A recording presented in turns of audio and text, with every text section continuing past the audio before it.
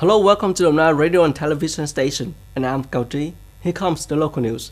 Despite being strongly affected by the COVID-19 epidemic, container cargoes through Vietnam seaport have maintained a good growth momentum in the first half of this year.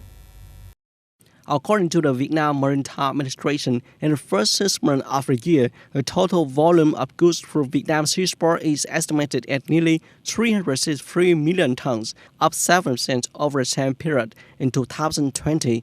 Container cargo still maintain a strong roll rate with more than 12.4 million 20-foot equivalent units, TEUs, up 22% over the same period last year.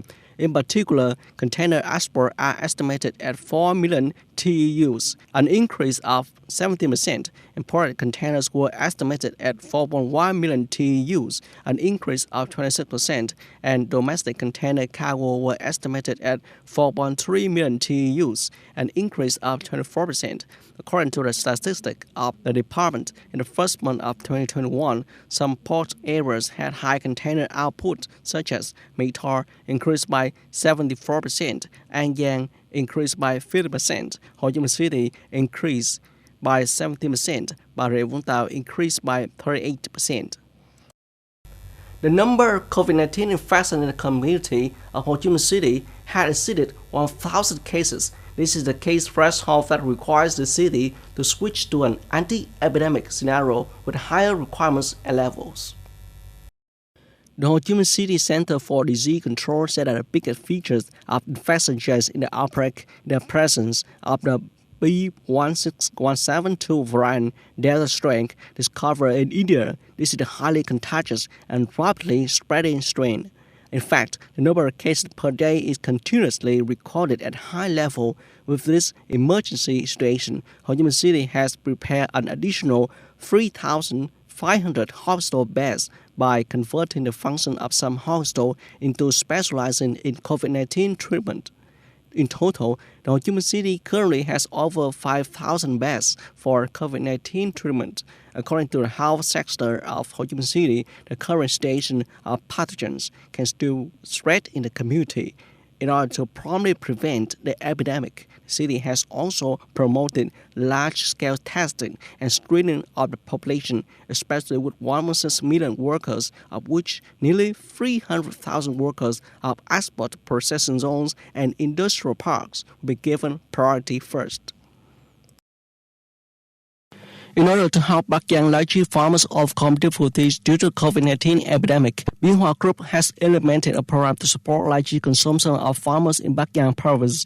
Lychee Port itself is located in 4 ports, the headquarters of delegation to one-door department of the city, Nguyễn Du and Trần Huỳnh Đức primary schools, with selling price of 35,000 per kilo.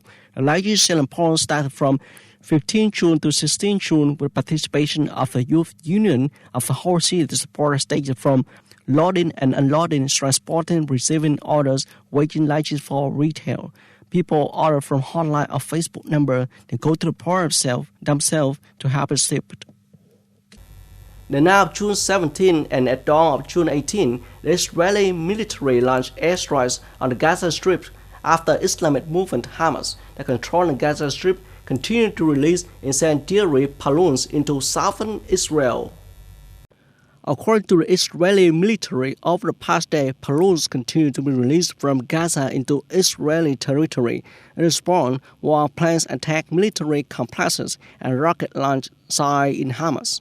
AFP journalists in Palestine also had a explosion after the airstrike. Hamas gunmen fired heavy machine guns at Israel, while the sirens warning of Israeli airstrikes sounded. This is the second time Israel has struck Gaza since 11 days of intense fighting with Hamas last month. North Korean state media reported on June 18 that leader Kim Jong-un declared the country should be ready for both dialogue and confrontation with the U.S., but stressed Pyongyang need to be fully prepared for a confrontational scenario. According to Korean Central News Agency KCNA, Kim Jong-un outlined North Korea's strategy and policy line to the U.S. at a three-day general session of the Central Committee of the Workers' Party.